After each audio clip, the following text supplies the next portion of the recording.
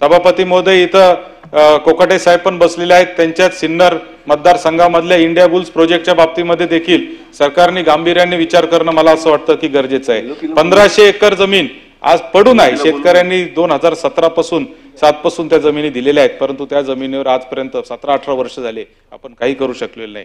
मला या निमित्ताने सरकारचं एक दुसरं अभिनंदन यासाठी करायचं आहे की जो औष्णिक प्रकल्प त्या ठिकाणी 900 एकरामध्ये आहे, तो 900 एकरामधला औष्णिक प्रकल्प आता महाजेनको कंपनीने विकत घेण्याचा निर्णय घेतला। ही एक क्रांतिकारक पाऊल त्या ठिकाणी सरकारने उचललेले। मला असं वाटतं तो जर त्या ठिकाणी विकत घेण्यामध्ये सरकार जर यशस्वी झालं तर निश्चितपणाने 50% तरी त्या भागाचा प्रश्न, तो जो प्रश्न आहे तो सुटल्याशिवाय राहणार नाही। म्हणून सरकारचं मला सरकारने त्यासाठी प्रयत्न करावा अशी माझी विनंती आहे।